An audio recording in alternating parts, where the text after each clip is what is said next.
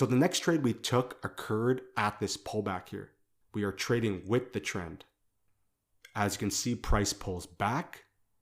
We have shrinking candles, 2 long wicks sticking out, rejecting this level of resistance, rejecting the broken trend line, rejecting the 50 EMA.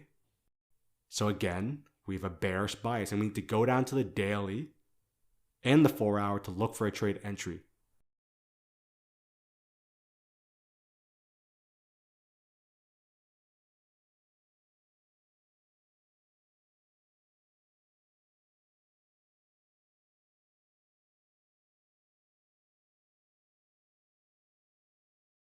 So again, here in the daily, you can clearly see multiple candles rejecting this area and failing to push through, which is another bearish bias.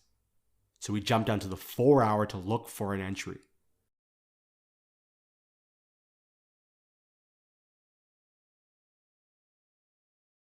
And here on the 4-hour, we have a picture perfect entry. I draw on a trend line. We then had a lower high and we entered at the break of the trend line, showing that this pullback is over. So then we have weekly bearish price action, daily bearish price action, and then 4-hour bearish price action, but confirmed through the break of the trend line. And we targeted the swing low here. Now, where is the pound yen headed next? We are at a very interesting point right now. Remember that price action is not guessing. We are waiting for price to move and to show us what it wants to do next.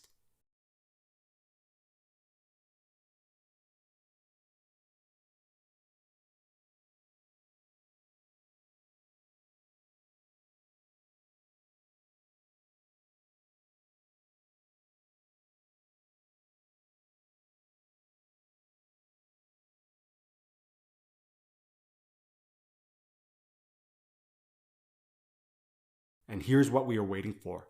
As you can see here on the weekly, we are in a clear downtrend as we are making lower highs and lower lows.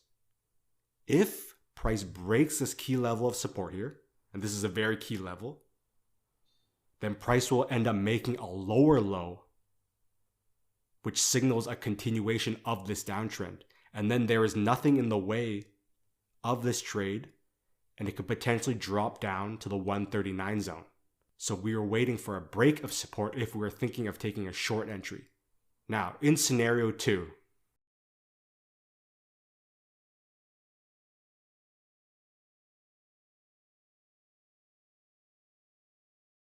we have a trend line here, and if price breaks this trend line, this would be our first signal of a trend change.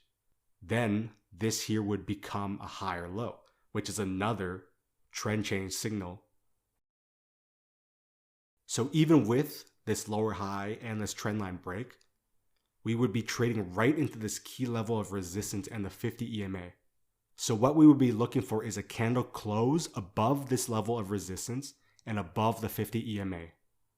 And then we would take a trend continuation trade, meaning we would enter on a momentum candle. And this trade could potentially go up to the 153 zone. So right now, we're just waiting to see which way price breaks out. If it breaks support and goes down, we have a short bias. If it breaks the trend line, makes a lower high, breaks the 50 EMA and this level of resistance, we have a long bias and we'll be looking for long trades. So thanks for watching and I'll see you in the next episode.